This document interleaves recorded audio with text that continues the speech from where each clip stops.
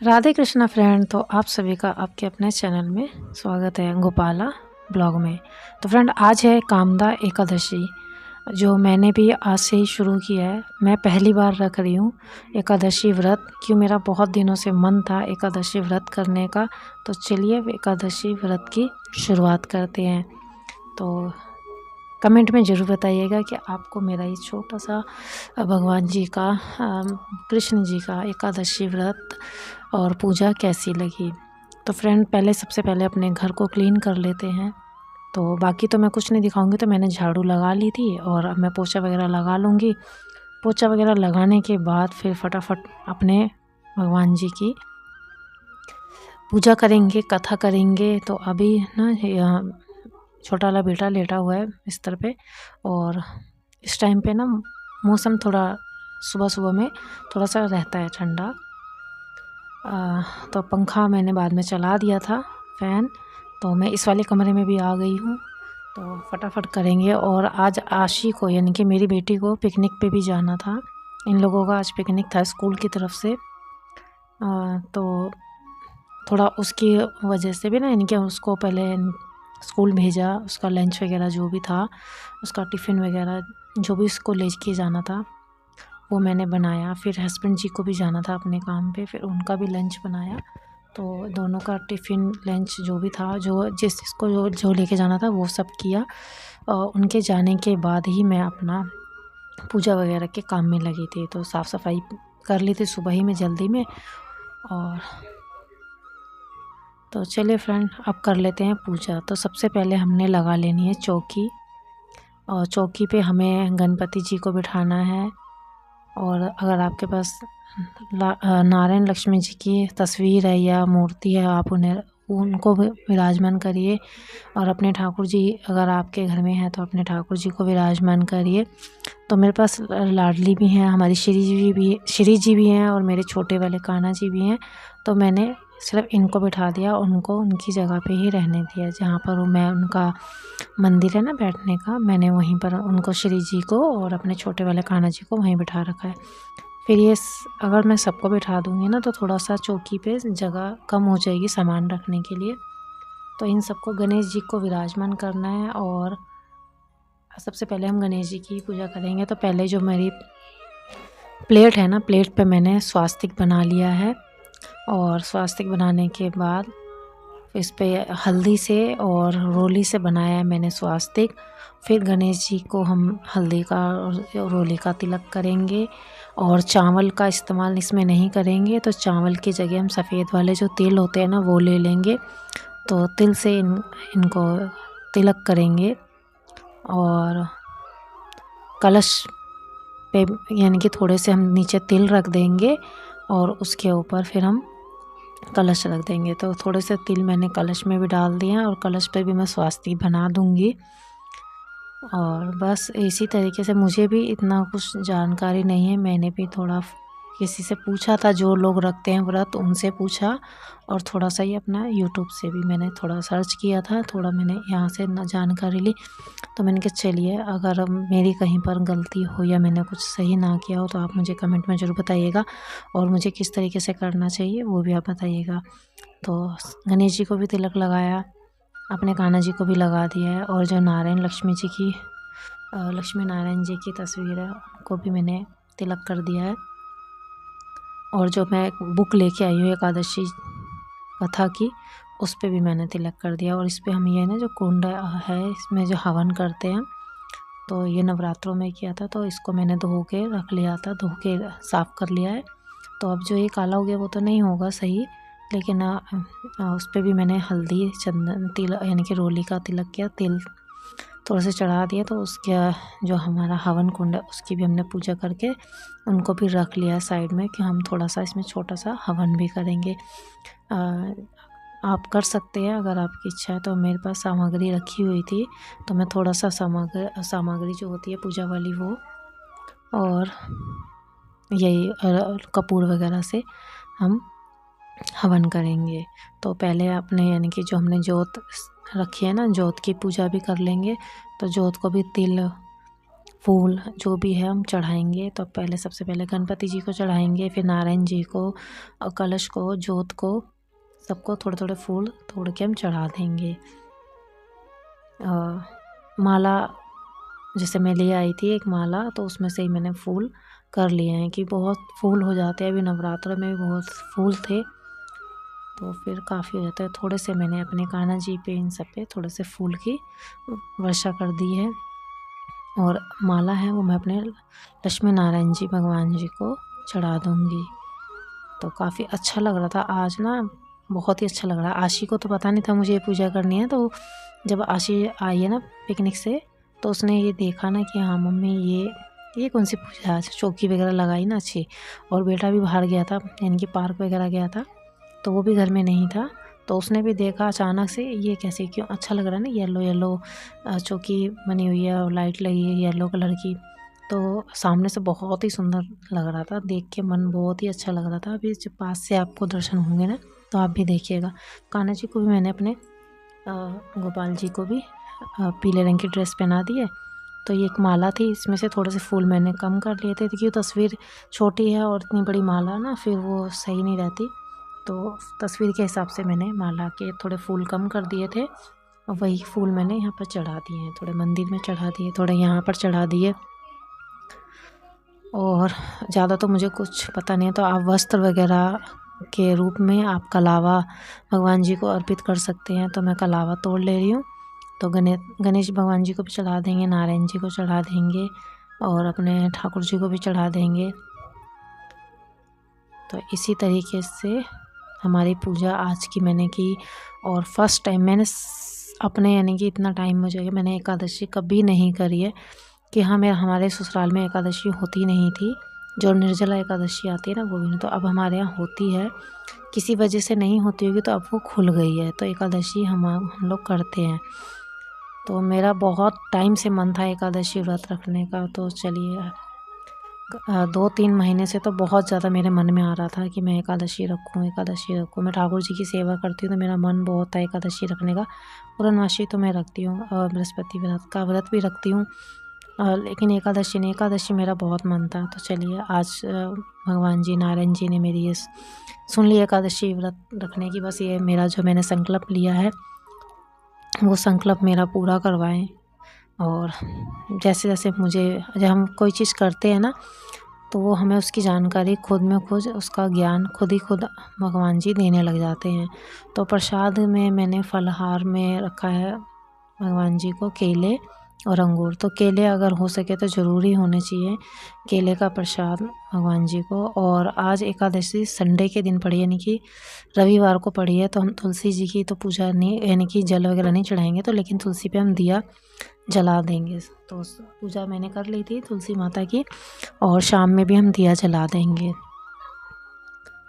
और तुलसी पत्ते मैं तोड़ना भूल गई थी, तो उसके लिए मैं अपने कान्हा जी से क्षमा मांगती हूँ कि मैं कल, मुझे याद ही नहीं रहा कि मुझे तुलसी के पत्ते तोड़ के रखने हैं, मैं भूल ही गई। और थोड़ा सा मैंने हाथों में ले लेना है तिल के दाने ले लेने हैं, और उससे हम अपने जो संकल्प है ये व्रत का वो हम लेंगे अपने भगवान जी के सामने, थोड़ा सा हाथों में रख के कि ये व्रत में जो भी हम शुरू कर रहे हैं किस कामना से कर रहे हैं। और ये कामदा एकादशी व्रत है तो कामना को पूरा करने वाला है। तो कामनाएं तो कभी भी पूरी नहीं होती हैं, इच्छाओं की कभी भी अंत नहीं है।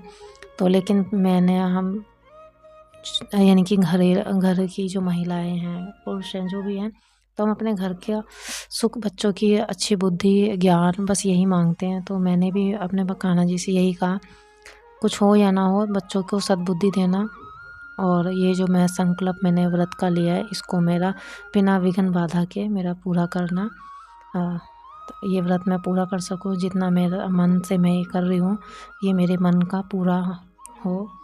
और आपकी सेवा करने का मुझे मौका मिला है, तो ये सेवा मैं पूरे मन से और पूरे विधि विधान से कर पाऊँ, जितने मुझे ज्ञान है उस तरीके से मैं कर पाऊँ। तो मैं संकल्प ले रही थी तो ये बार बार नारायण जी की माला बार बार, इतनी छोटी है ना तो वो बार बार सरके जा रही है, थोड़ा टिक नहीं रही थी, तो मैंने वो ठीक की। तो अब हम पढ़ेंगे कथा। तो मैं ये कल ही लेके आई हूँ, तो मुझे इस कथा इनके बारे में कुछ नहीं पता है। तो इसमें ना स्टार्टिंग में बुक में दे रखा है कि कौन सी कथा कितने नंबर पे है और किसके बाद है।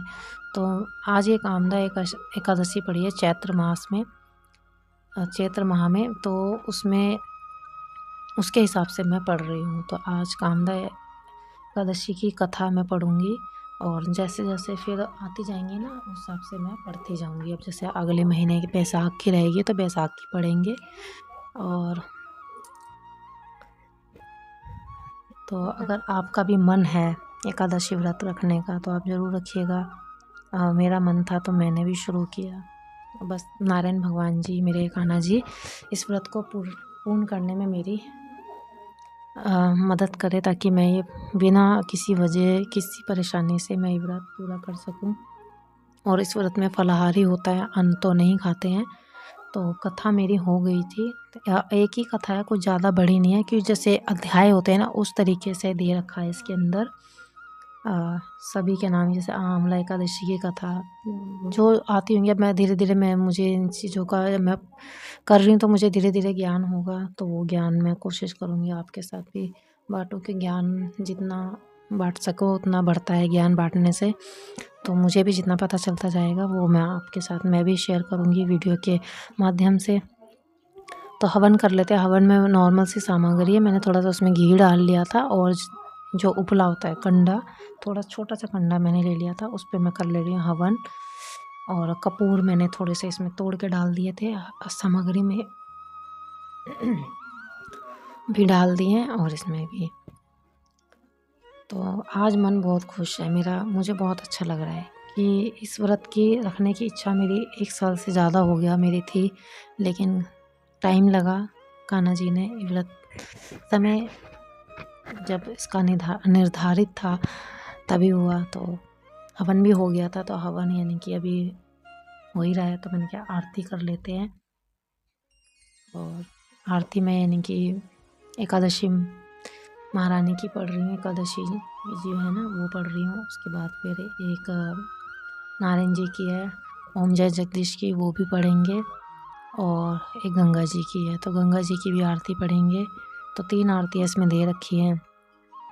तो फ्रेंड आप भी बताइएगा, अगर आप भी एकादशी करते हैं तो मुझे कमेंट में ज़रूर बताइएगा कि मुझे किस तरह, मैंने तो बहुत सरल तरीके से करी है, बहुत ही सिंपल, थोड़ा थोड़ा जैसा मुझे समझ आया उस हिसाब से, कि इतना तो हम कर ही सकते हैं। चौकी तो लगा ही सकते हैं। चौकी लगने से ना थोड़ा सा मन में भी लगता है कि आज कुछ खास है, आज कुछ खास दिन है। जैसे हम मंदिर में करते हैं ना, तो वो फिर ये 1 दिन की चौकी है और महीने में 2 बार लगेगी। तो देखते हैं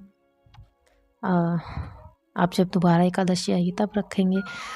तो जितना हो सकेगा मैं आपके साथ शेयर ज़रूर करूँगी। और शाम में एकादशी व्रत में क्या खाएंगे, साबूदाना खा सकते हैं, आप साबूदाने की खीर बना के खा सकते हैं, आलू बॉईल करके खा सकते हैं। नमक अगर आपने खाना है तो एक ही टाइम खाइए, जैसे शाम के टाइम ही खाइए, दिन में मत खाइए।